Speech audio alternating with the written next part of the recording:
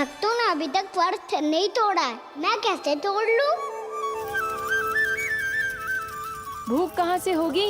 श्री हरि नाम से पेट तो भर लेते हो। श्री हरि श्री हरि श्री हरि।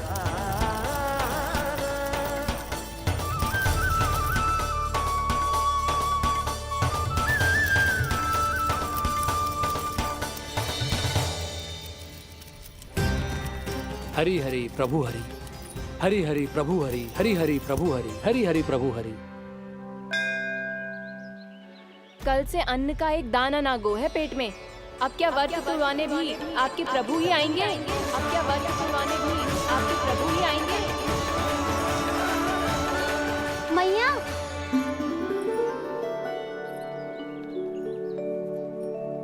मैया पहले व्रत तोड़ के कच्चू खा तो लो। अभी ना, लौट के आने के बाद। हाँ,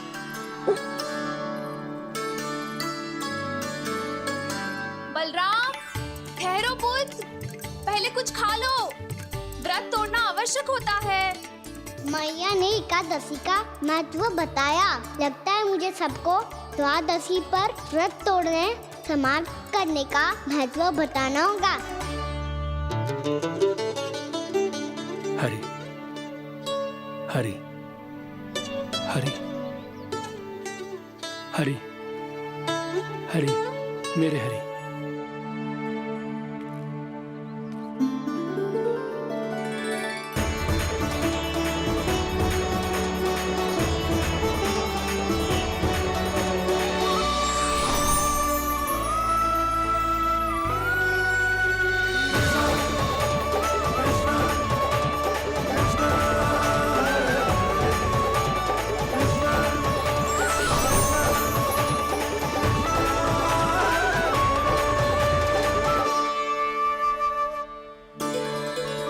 अभी अभी तो मैंने बच्चों की माँ को वचन दिया था कि आज किसी को शिकायत करने का अवसर ना दूंगा, और अब मैं प्रभु श्री हरि की कल्पना जसोमती रानी के लल्ला में ही करने लगा। ना ना, ये ठीक ना है।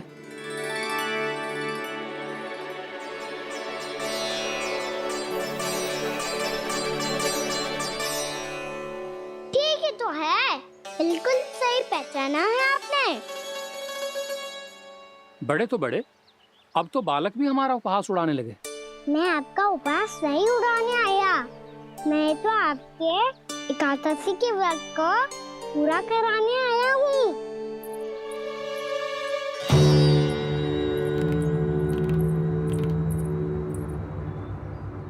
कान्हा,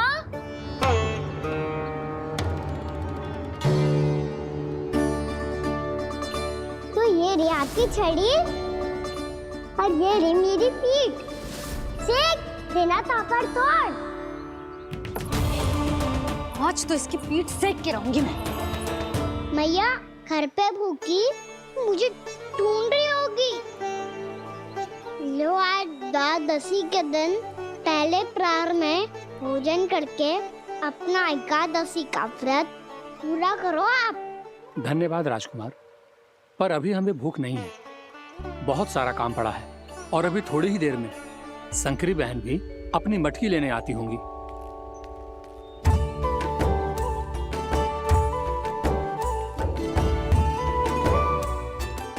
पर मैं आपका व्रत पूरा कराए बिना नहीं जा सकता। भला क्यों? भक्त भूखा रहे और भगवान खा ले, ऐसा हो सकता है भला?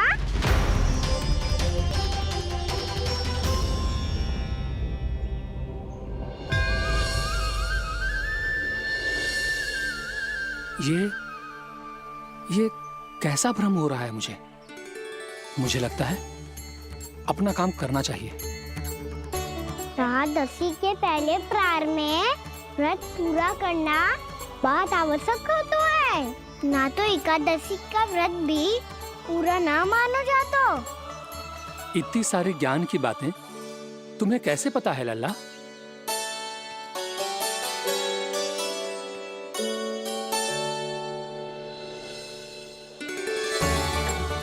जैसे एकादशी की कथा होती है, वैसे द्वादशी की महिमा भी एक बहुत महत्वपूर्ण कथा है।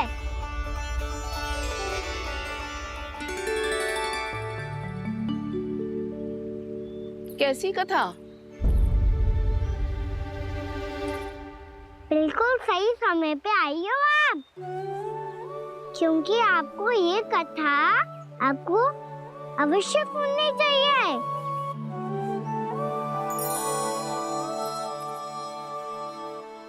मुझे क्यों? पहले सुन तो लियो, फिर स्वयं ही पता चल जाएगा। बहुत समय पहले एक राजा हुआ करते थे, राजा अम्बरीश। भगवान श्री हरि के बहुत बड़े भक्त थे। ओम नमो नारायणाय। ओम नमो नारायणाय।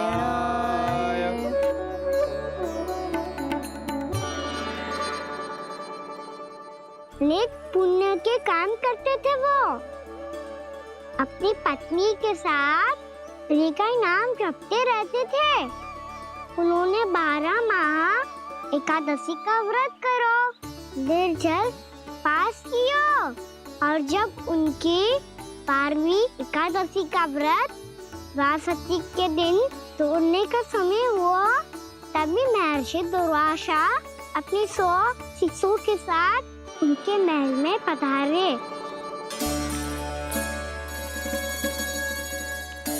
प्रणाम स्वीकार करें महर्षि। आप जैसे महान ऋषि मेरे राज्यसभा में आए, वो भी ऐसे अवसर पर जब मैं और मेरी पत्नी निरंतर 12 एकादशियों के बाद अंतिम एकादशी का व्रत तोड़ेंगे। इससे बड़े सौभाग्य की क्या बात हो सकती है हमारे लिए। आज आपके साथ साथ मेरा और मेरे शिष्यों का एकादशी व्रत भी पूरा होगा। संभव है प्रभु की इच्छा यही हो कि हम सब अपना व्रत एक साथ तोड़ें। ये तो अत्यधिक प्रसन्नता की बात है महर्षि। तो फिर ठीक है, हम सब यात्रा से थके हैं। व्रत तोड़ने से पहले हम स्नान करना चाहते हैं। जैसी आपकी इच्छा महर्षि। जब तक आप लोग लौटेंगे तब तक आपके सारे प्रबंध यहाँ हो चुके होंगे।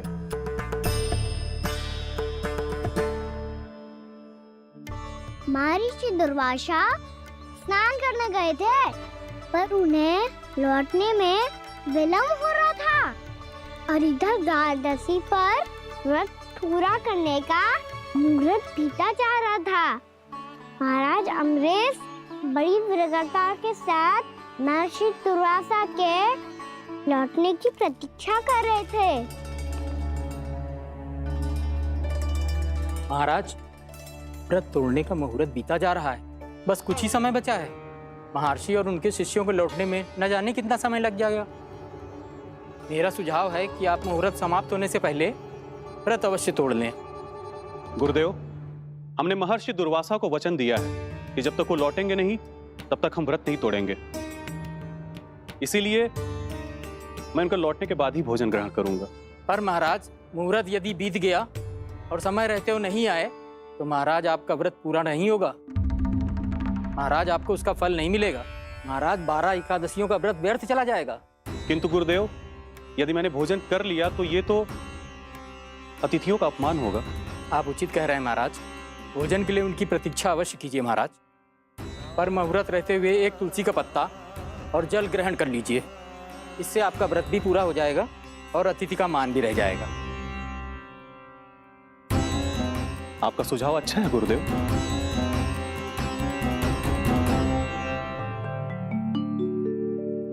जैसे ही महाराज ने तुलसी का पत्ता खाया, वैसे ही महर्षि दुर्वासा लौट आए।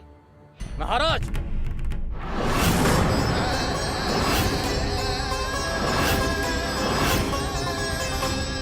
महाराज को उपास तोड़ते देखते बहुत क्रोधित हो गए।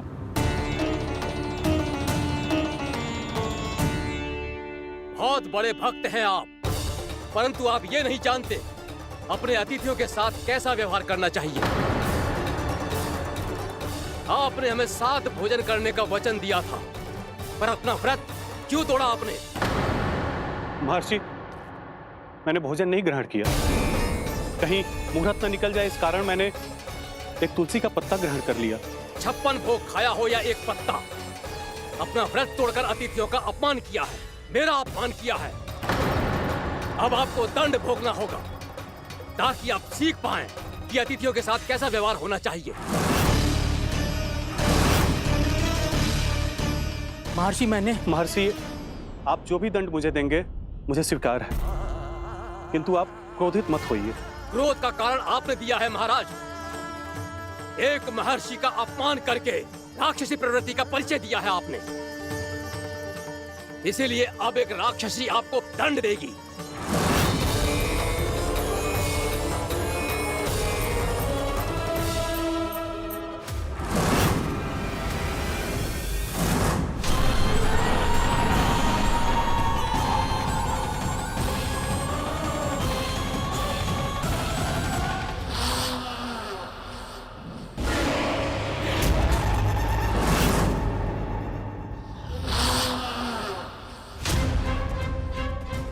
हे प्रभु, यदि मैंने सच में महर्षि का अपमान करने की भूल की हो तो मैं उसका परिणाम भोगने के लिए प्रस्तुत हूं।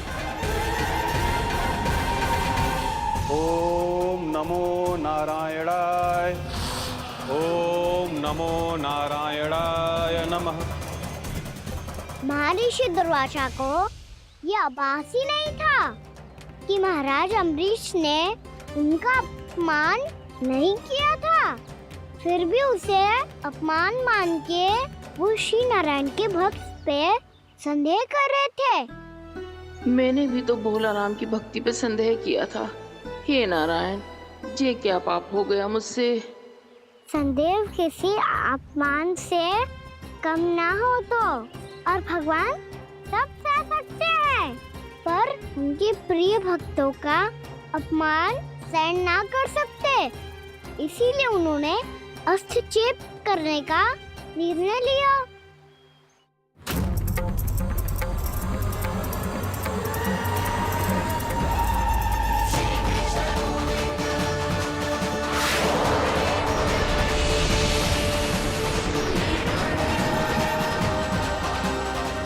ओम नमो नारायणाय।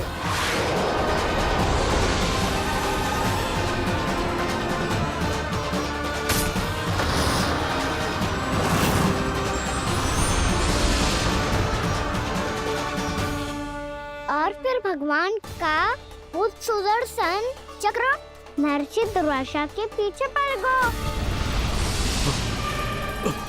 ये चक्र तो मेरी ओर बढ़ रहा है। ओम नमो नारायणाय। ये कैसे संभव हो सकता है? कोई रोको इसे, कोई रोको इसे।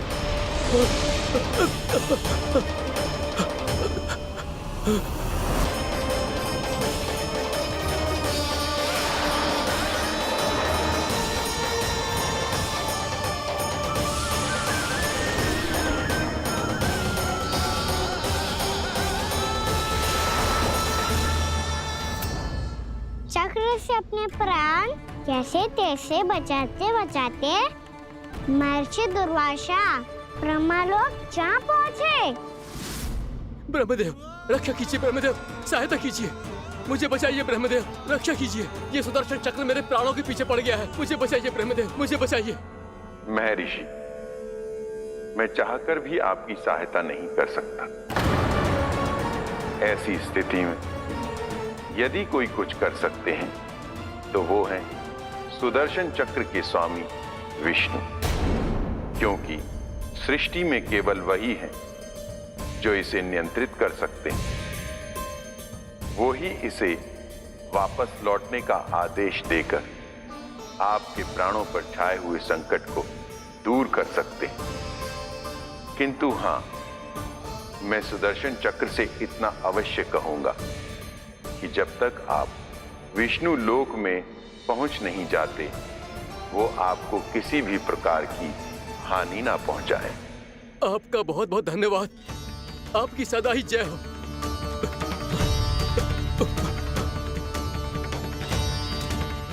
फिर क्या था? भागते भागते महर्षि दुर्वासा सीधे भगवान श्री हरि के शरण में बैकुंठ पहुंच गए। त्राहिमाम प्रभु, त्राहिमाम, मुझे बचाइए। मेरी सहायता कीजिए प्रभु, मेरी सहायता कीजिए। मैं आपके इस चक्र और ऊर्जा से नहीं भाग सकता प्रभु। कृपया करके अपने सुदर्शन को रोकिए, इसे वापस लीजिए प्रभु। यह असंभव है महर्षि। एक बार सुदर्शन चक्र मेरे हाथों से छूट जाए तो अपना उद्देश्य पूरा किए बिना, मेरे भक्तों की रक्षा किए बिना वापस नहीं लौटता। कोई तो उपाय होगा प्रभु, कृपया करके मेरे प्राण बचाइए प्रभु। मैं सुदर्शन की ऊर्जा से जलकर भस्म नहीं होना चाहता प्रभु। आप जो कहेंगे मैं करूंगा प्रभु। मेरी सहायता कीजिए प्रभु, मेरी सहायता कीजिए। किंतु मुझे नहीं लगता कि आप वो कर पाएंगे। मैं अवश्य करूंगा। मैं अपनी प्राण रक्षा के लिए कुछ भी करूंगा प्रभु। आपने मेरे भक्त राजा अम्बरीश को भक्ति का कर्तव्य निभाने के लिए अपमानित और दंडित किया है महर्षि, पर भक्त की रक्षा करना भगवान का कर्तव्य है।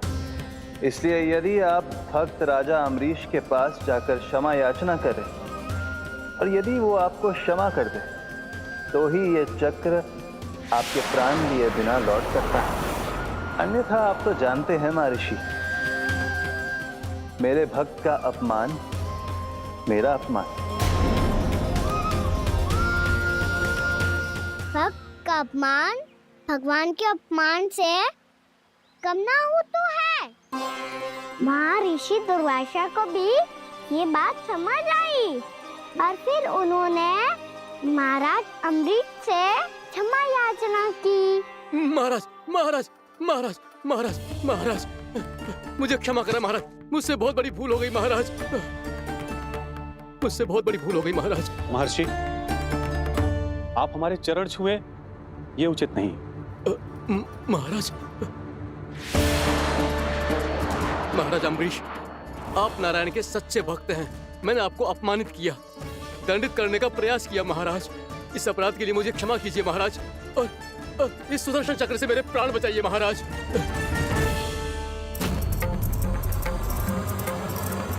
हे महान सुदर्शन, यदि महर्षि के लिए मेरे हृदय में अभी भी वही सम्मान और प्रेम हो जो इनके प्रथम आगमन पे था, तो कृपया आप अपने धाम वापस लौट जाइए।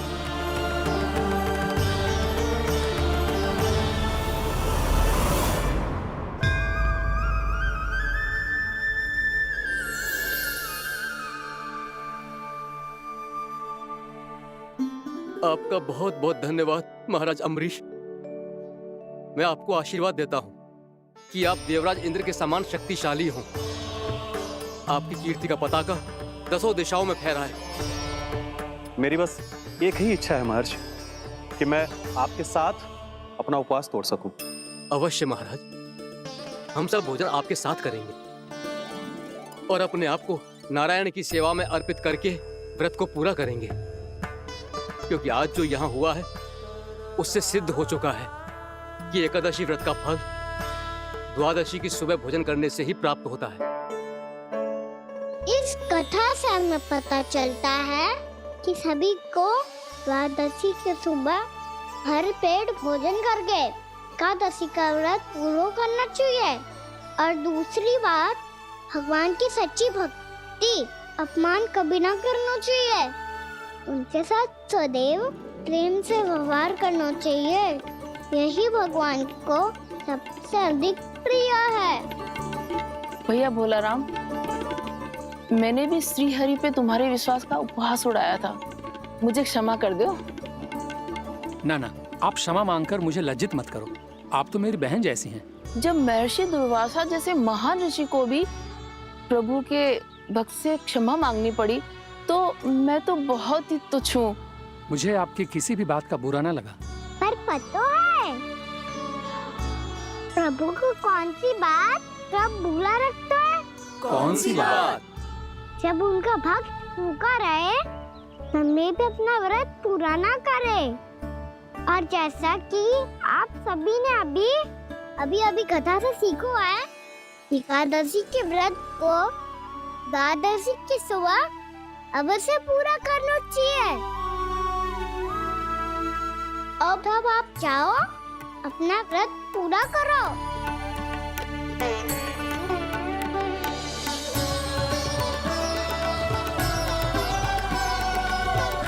मैं आपके लिए जल लेके आती हूँ।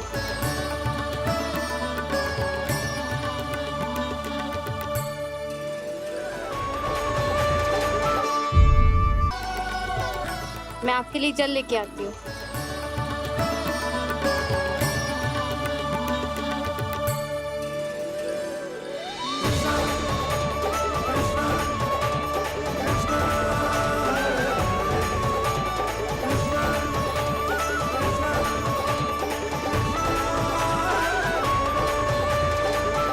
लो खाओ।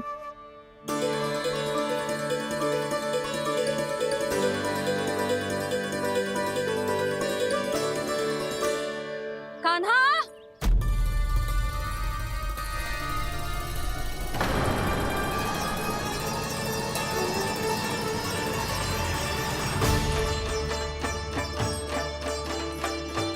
बोलो काका, सिगरेट छुपा लो मुझे, मैया आ रही है, बहुत क्रोध में लगती है।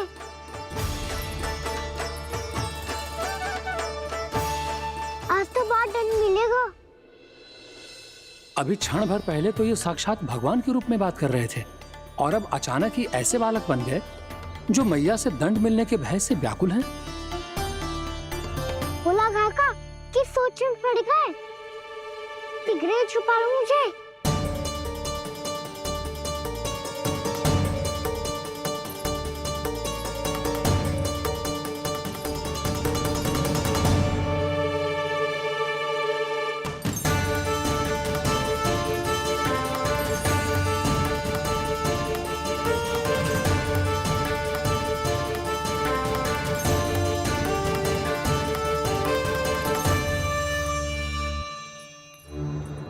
बोला ना जी, कान्हा को देखो है क्या? मैंने तो अपने प्रभु को देखा है। मैं अपने लल्ला को ढूंढ रही हूँ, उसे देखो है आपने? वही तो मैं भी कह रहा हूँ जसोदा रानी, मैंने सिर्फ और सिर्फ अपने प्रभु को देखा है। ये तो अब भी अपनी भक्ति में ही खोया हुआ है, इससे पूछ के कछु लाभ ना है, मुझे ही ढूंढना पड़ेगा।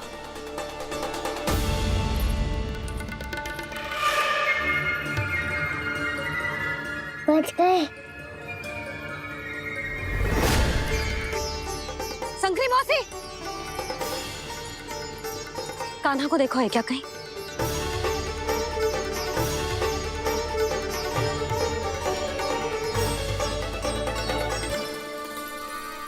बोला काका, मुझे सिगरेट निकालो ना यहाँ से, भैया फिर से इधर ही आ रही है। सब कहते थे श्री हरि मेरे घर ना आ सकते। देखो आज प्रभु आ गए, उन्होंने अपने हाथ से मेरा व्रत पूरा कराया। हाँ आते हैं और आगे भी आएंगे हमारे श्री हरि हमसे मिलने और आके मोक्ष देंगे, है ना?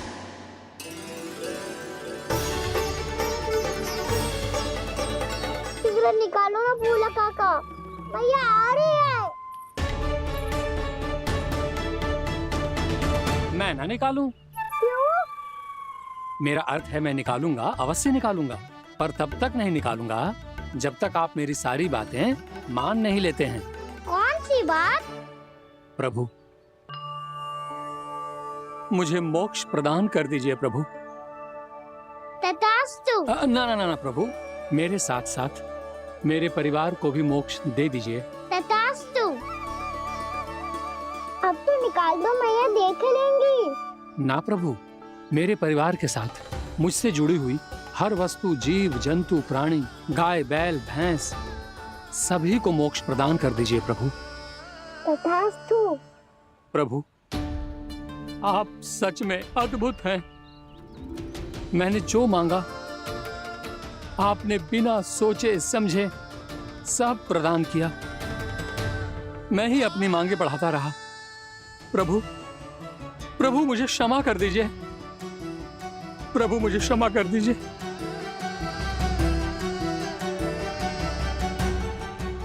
आइए प्रभु।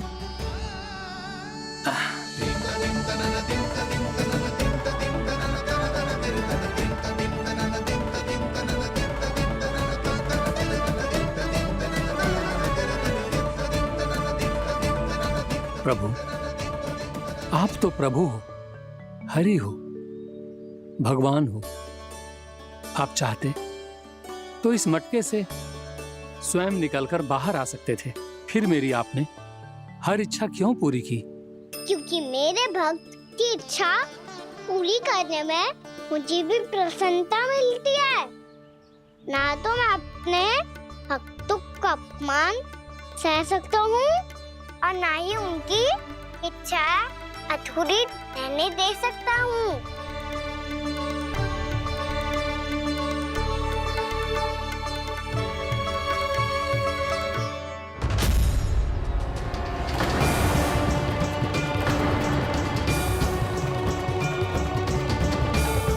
क्या कही थी तूने?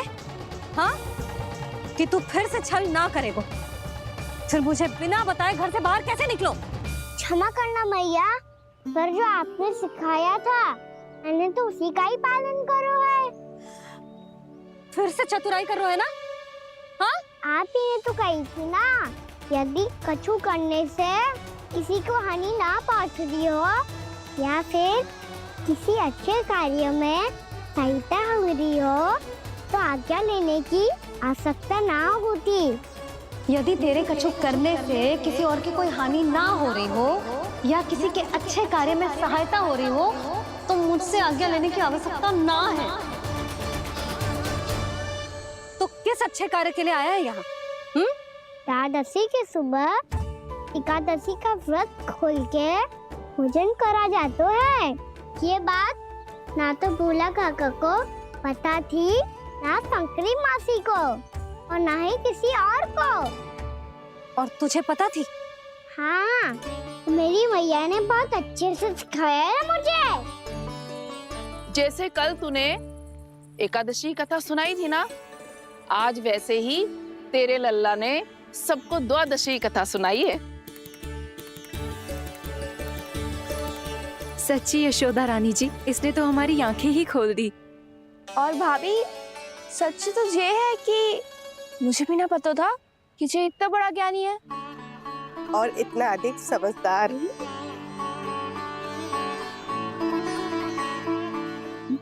द्वादशी की कथा? वो तो मैंने इसे कभी सुना ही ना है। फिर इसे कैसे पता थी? रानी जी, जो स्वयं भगवान हैं, भला उन्हें कैसे कुछ नहीं पता होगा। मैंने तो इन्हें पहचान लिया, और हाँ, आप सब लोग भी इन्हें अपने अंतर मन की आंखों से देखिए, हो सकता है इन्हें पहचान पाएं। ये कोई और नहीं है, श्री नारायण है, मेरे श्री हरि, मेरे प्रभु। जय श्री हरि।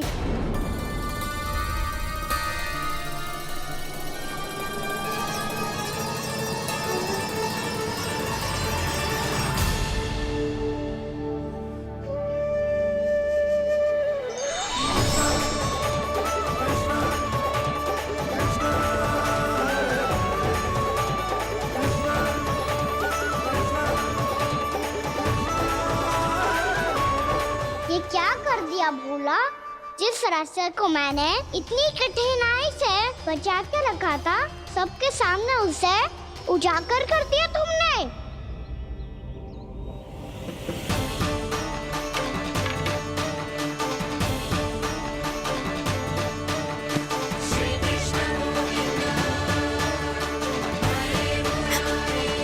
नारायण, नारायण, श्री नारायण।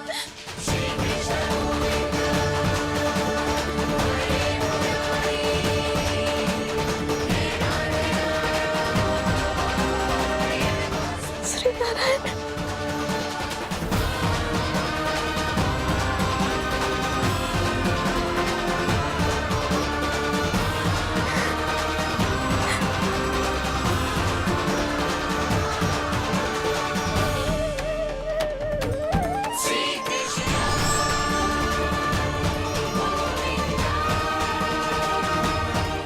श्री नारायण प्रभु।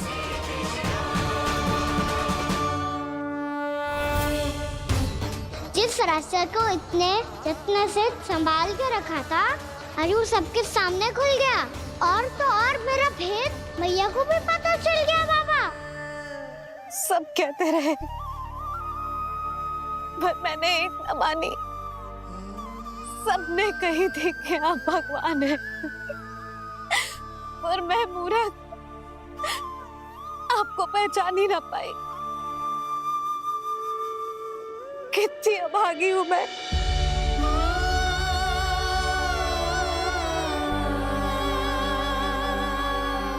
जिस मुंह से मुझे आपकी महिमा गानी चाहिए थी, उसी मुंह से मैंने आपको डांटा है।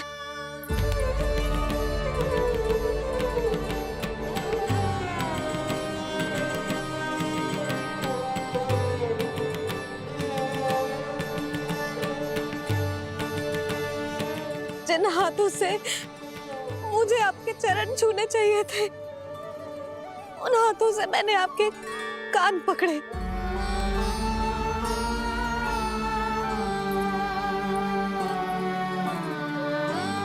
मुझे तो आपकी सेवा करनी चाहिए थी प्रभु, और मैंने आपको दंड दिया, आपको घर से बांध दिया।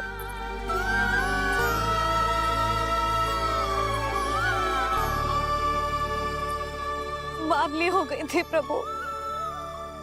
अपने श्री नारायण को, अपने प्रभु को एक साधारण सा बालक समझ लियो मैंने। मैं आपके लिए भगवान नहीं हूँ मैया, साधारण बालक ही हूँ, बस आपका लल्ला। बुद्धि भ्रष्ट हो गई थी, भूल पर भूल करती चली गई। आज भी आपके पीछे पीछे छड़ी लेकर दौड़ी चली आई।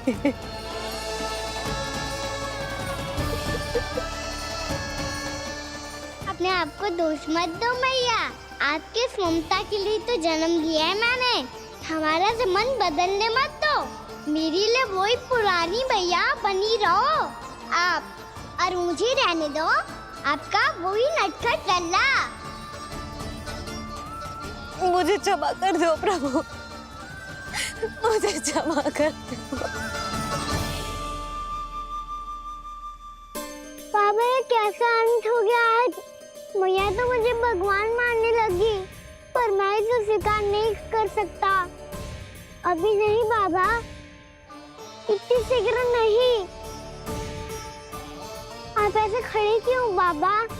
कुछ ऐसा करो ना कि मैया फिर से मेरे मैया बन जाए। उनकी दृष्टि में भक्ति नहीं, ममता चाहिए मुझे। कान्हा, मेरे सामर्थ्य में हो तो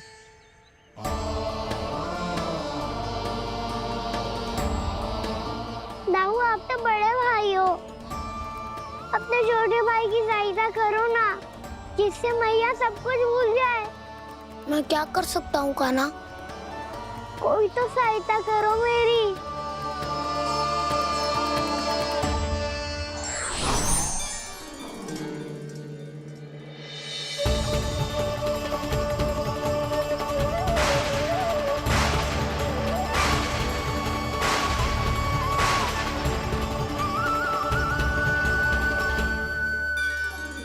अपने आप को संभालिए प्रभु।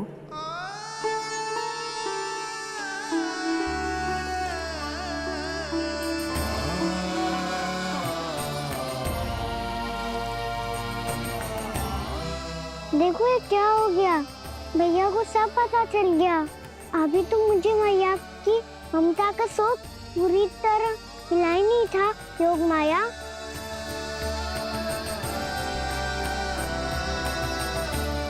मेरी सहायता करो ना। कितनी अद्भुत है ममता की शक्ति। भगवान को भी एक साधारण बालक बना देती है। बालक की बना रहना चाहता हूँ मैं, नहीं चाहता दिव्य होना, नहीं चाहता भगवान बनना। बस मैया की गोद में रहकर ममता की रस से सेम को भिगोना चाहता हूँ। इनकी डांट फटकार का सुख पाना चाहता हूँ। कुछ भी करे योग माया, पर इन सबको भुला दो मेरा सत्य।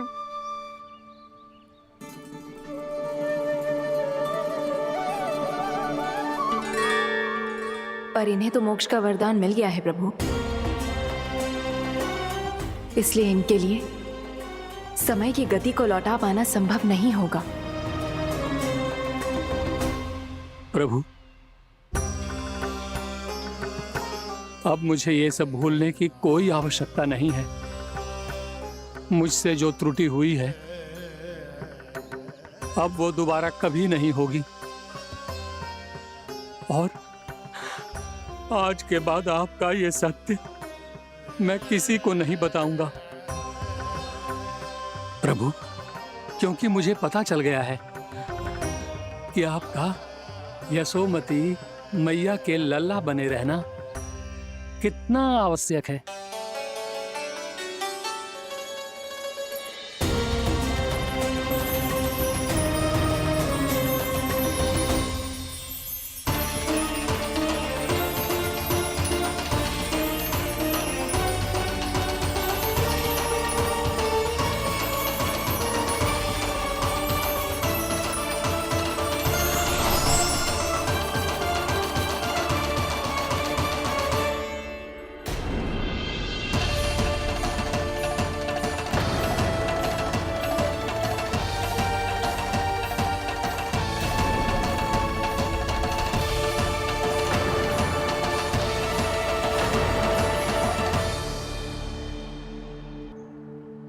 मैया आपकी छड़ी। पहले चुपके से भाग जातो है, फिर स्वयं ही छड़ी भी पकड़ा रो है? नटखट कहीं का। हंसी आ रही है? अरे किस बात पे इतनी हंसी आ रही है रे? हाँ?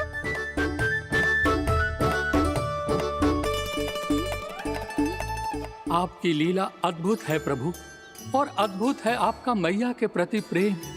हंसी ना है मैया, ये तो प्रसन्नता है, अपने मैया से मिल जाने की प्रसन्नता। अच्छा, ढूंढ मैं तुझे रही हूँ और तू कह रहे हो कि मैं मिल गई तुझे। तू घर चल लल्ला, अच्छे से पिटाई करूंगी तेरी।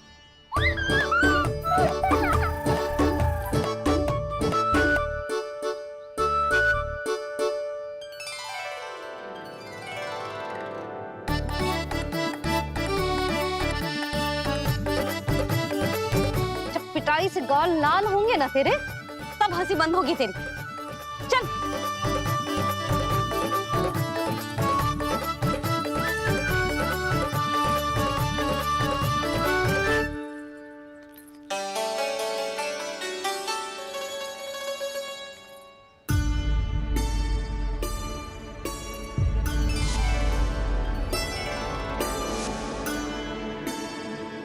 लगता है भैया की और चतन स्मृति वापस आ रही है। यशोदा, क्या होगो? ना कछु ना। आपको बताऊंगी तो और हंसेंगे मुझ पे। बोल दो, मैं उपवास ना उड़ाऊं, सच्ची। देखो देखो इसे कैसे हंस रहा है। मेरे हाथ में छड़ी है, मैया क्रोधित है, पर जे तनिक में बहना लग रहा है इसे। हाँ, हंसे जा रहा है।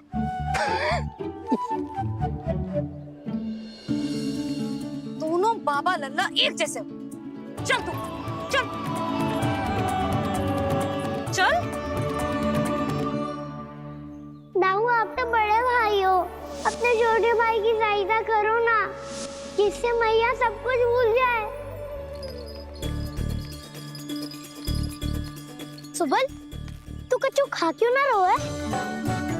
व्रत ही करना था तो बलराम के जैसे कल कर ले। तो कल तो एकादशी भी थी।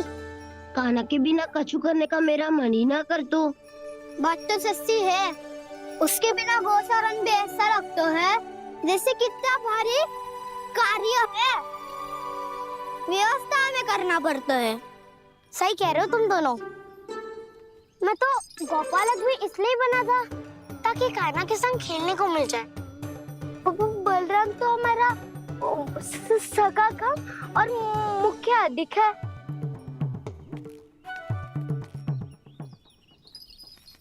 रुक जाओ, तुम सब कुछ देर विश्राम कर सकते हो।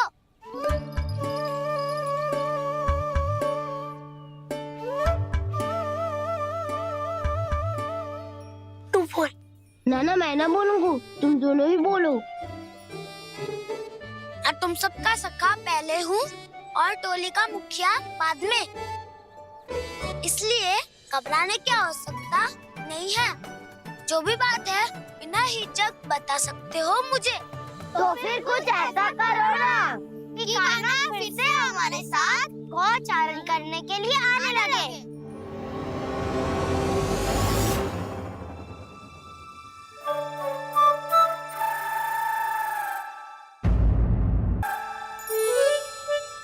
बिना कछु बताए भाग गओ। ये भी ना सोचा तेरे बिना मैया बाबा व्रत कैसे तोड़ेंगे। देखो देखो अभी भी हंस रहा है। ये क्या होगा वैसे? रुक, प्रसाद लेके आती हूँ। क्षमा कर दो मैया, पर जैसा आपके लिए माँ हूँ वैसे ही मेरे लिए मेरा भक्त, इसीलिए भोला राम का व्रत तोड़वाने जाना आवश्यक था।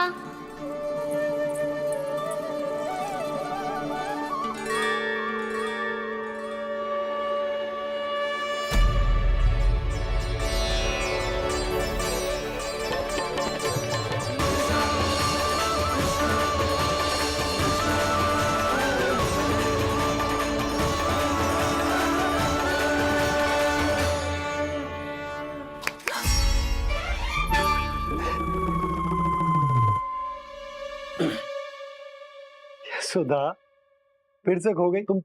अरे कौन से स्वप्न लोक में चली जाती हो तुम बार बार? हमें भी बताओ।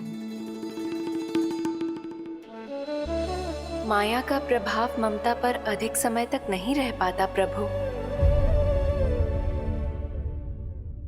अरे बोलो ना यशोदा, क्या सोच रही थी?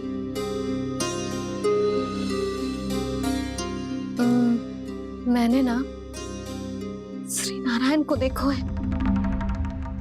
हाँ वो तो मैं भी देख रहा हूँ, यही तो है हमारे सामने। ये वाले ना, तो मैंने साक्षात श्री नारायण को देखो है, वो भी अपने कान्हा के भीतर देखो। कान्हा के भीतर? ना मतलब कान्हा और ये दोनों आमने सामने थे। मैं कुछ समझो ना यशोदा। नारायण और कान्हा दोनों आमने सामने थे? ना, मेरे कहने का अर्थ है कि कान्हा और श्री नारायण एक दूसरे के आगे पीछे थे। अच्छा, तो मतलब श्री नारायण आगे थे और कान्हा पीछे था। पर अगर कान्हा पीछे था तो तुमने कैसे देखा? ओहो, कान्हा आगे था, श्री नारायण पीछे थे।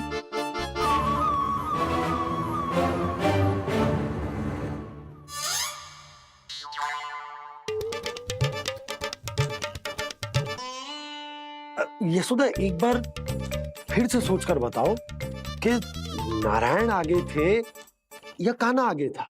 ठीक से याद कर। बहुत बता तो रही हूँ जी, थोड़ी धुंधली धुंधली सी स्मृति है। बाबा, इससे पहले कि उनके संदेह की अग्नि स्मृति की वायु पाकर और भड़क जाए, कुछ भी करो और बुझाओ इसे। स्वप्न देखो है तुमने? हाँ, संभव है स्वप्न ही था। पर यदि स्वप्न था तो सुबह सुबह उठते ही उसकी स्मृति क्यों ना आई? अब क्यों आ रही है उसकी स्मृति?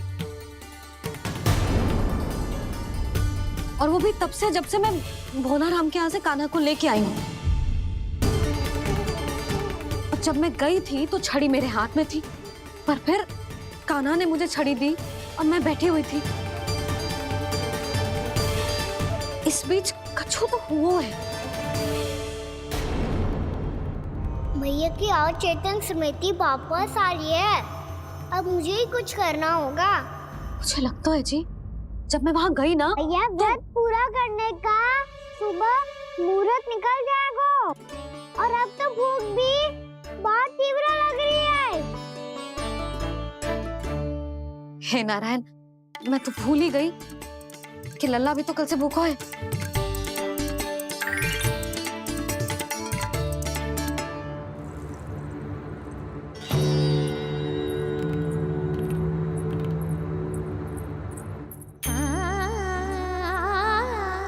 ले खा।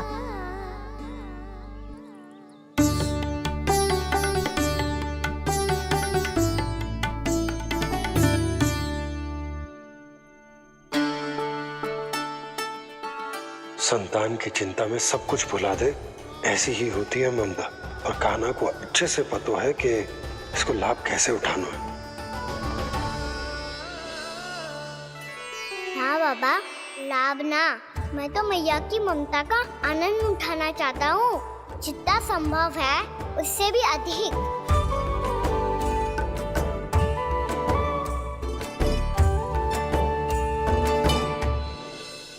बलराम, कान्हा को फिर से गौचारण आने के लिए केवल तू ही मना सकते है।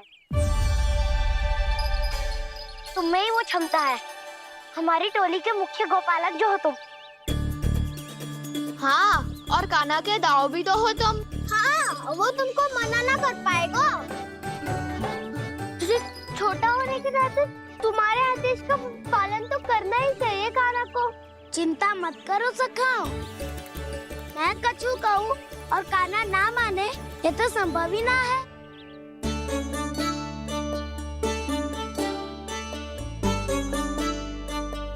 आज जो हुआ ना जाने और कितने समय तक मेरा सत्य आपसे छिपा रह पाएगा, इसीलिए आपसे अधिक से अधिक समय मैं आपके साथ ही बिताऊंगा। मैंने कह दिया तो समझ लो, पत्थर पे रेखा खींच गई। कल से कान्हा हम सबके साथ अवश्य आएगा। अपना सारा समय हमारे साथ बिताएगा वो।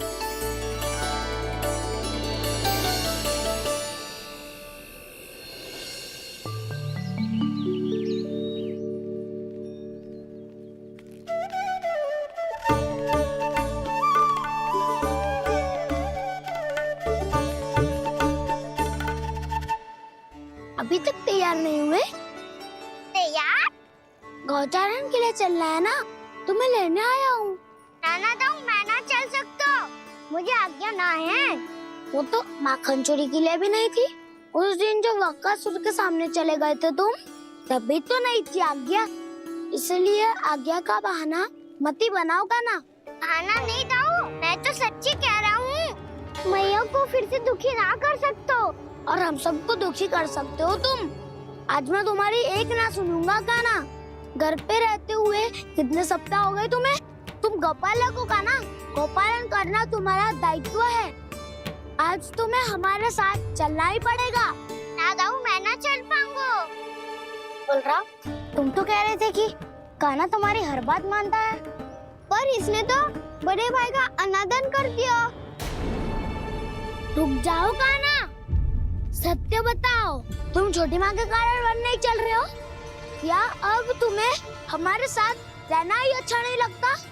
कहीं ऐसा तो नहीं गौचारण में तुम्हारी रुचि समाप्त हो गई हो? ना दाऊ, ऐसा कछु ना है। मुझे गौचारण की बात प्रिय है और आप सबका साथ भी।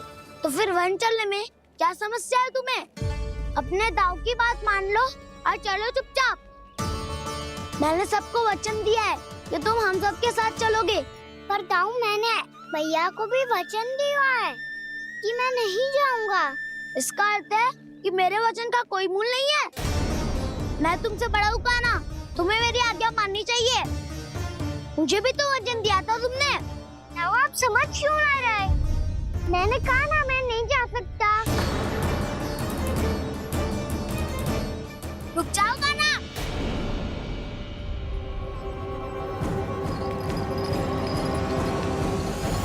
ऐसे कैसे नहीं आ सकते? मैंने बल्कि हम सब ने तुम्हारी हर शरारत में तुम्हारा साथ दिया है, चाहे माखन चोरी हो या गौचारण। और अब तुम अपने दाऊ को ही पीठ दिखा के जा रहे हो? ताऊ मैं आपका बहुत सम्मान करता हूँ, पर मैंने कहा ना मैं नहीं जा सकता। मुझे मेरी मैया के साथ ही रहना है। तो फिर तुम्हारे लिए मैं यही महत्वपूर्ण है। दाऊ नहीं, सखा नहीं, गयाऊ भी नहीं। कान्हा ने तो तुम्हारी बात मानने से मना कर दियो बलराम। लग तो है सच्चो भाई ना है। जानते हो इससे क्या सिद्ध होता है कान्हा? कि तुम छोटी माँ के पुत्र नहीं हो, कि तुम छोटी माँ के पुत्र नहीं हो। ताऊ ये क्या कह रहे हो आप? और नहीं तो क्या, तुम उनके वास्तविक पुत्र होते तो अपने दाऊ की आज्ञा कभी नहीं टालते। ऐसा मत ही कहो ताऊ, मैं अपनी मैया का ही लल्ला हूँ। मुझे तो लगता है छोटी माँ हाथ से क्रय करके लाई है तुम्हें। आप ऐसा क्यों बोल रहे हो ताऊ? क्योंकि मैं वो सत्य देख रहा हूँ जो तुम नहीं देख पा रहे हो। छोटी माँ और छोटे पापा दोनों गोरे हैं और तुम अपना रंग देख लो, स्वयं विचार कर लो। जी तो मैंने भी सोचा था, बस बोला नहीं। हाँ तो क्या हुआ, मेरी त्वचा का रंग अलग है, मैं उन्हीं का ही लल्ला हूँ।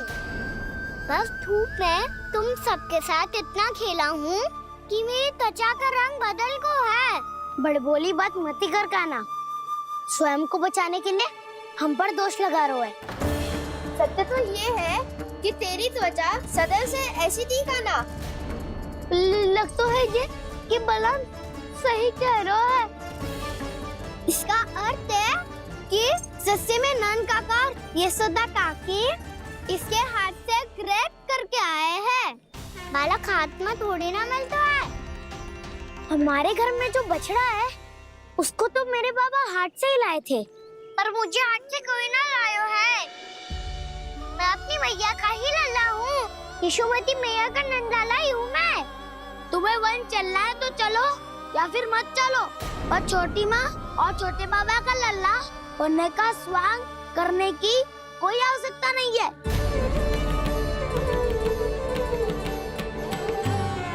तुम भी अति करते हो कान्हा।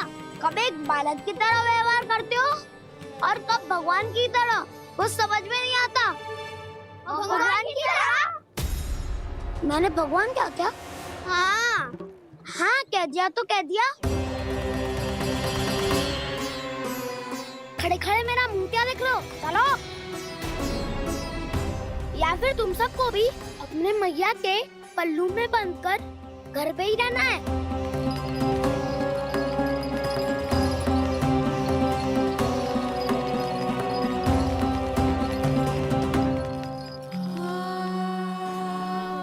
जानते हो इससे क्या सिद्ध होता है कान्हा?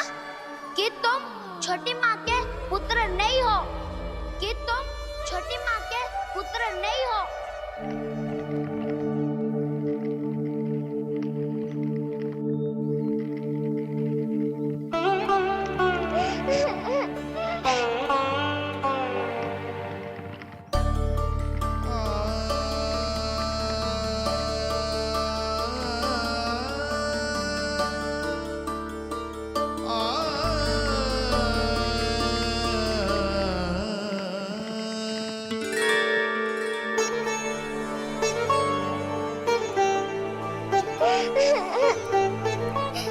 क्या हो गो लल्ला, रो क्यों रहे हो?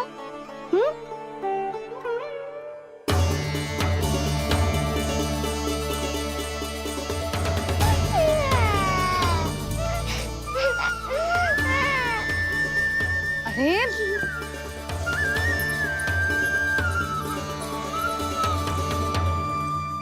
मैया को ना बताए को लल्ला, क्या हुआ? हाँ लल्ला, क्यों रो रहे हो लल्ला? बता, किसी ने कछु कही है क्या? क्या होगा लल्ला? मैं आपका लल्ला ना हूँ।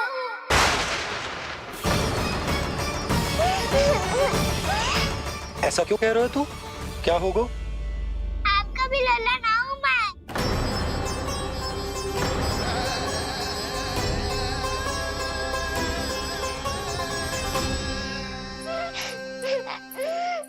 लल्ला, कान्हा जे क्यों कह रहे हो लल्ला?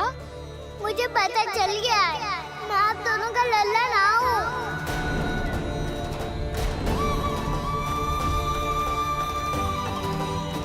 कुछ भी उल्टा सीधा बोल रहे हो, तू मेरा ही लल्ला है। ना, आप मुझे हाथ से गिरा करके लाई हो।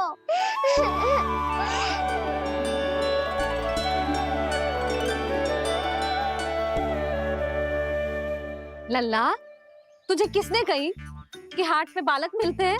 मिलते हैं, पूरी गैया का बालक भी तो हाट से ही आयो है। अच्छा, क्षण भर के लिए मान लिया कि हाट में बालक मिलते हैं, पर तुझे कैसे पता चला कि तुझे हाट से ही लेके आए? मेरा रंग देखो और फिर अपना हाथ देखो। मैं रात के अंधेरा जैसा हूँ और आप दिल की उजाली जैसी। पापा का रंग भी आप जैसा ही है, बस मैं ही बावला हूँ।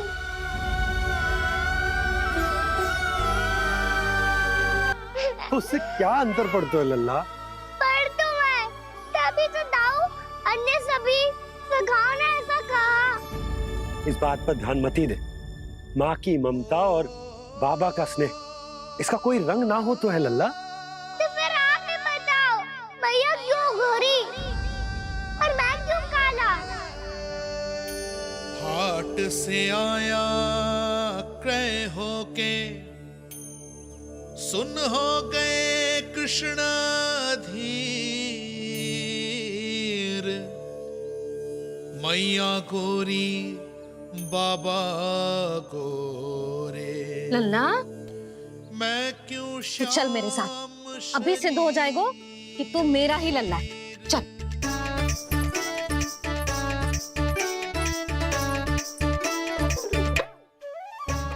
ये दोनों लल्ला और मैया का मन कछु समझ ही ना आता, कछु ना कछु उटपटांग करते ही रहते हैं दोनों।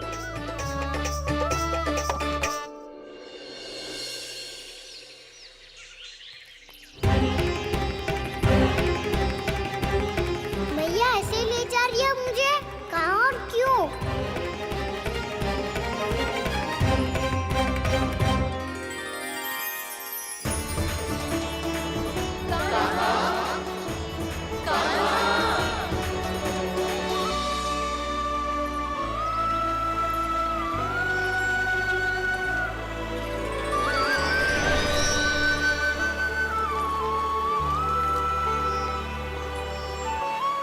खाना आए हैं, कितने दिनों के बाद खाना आए हैं।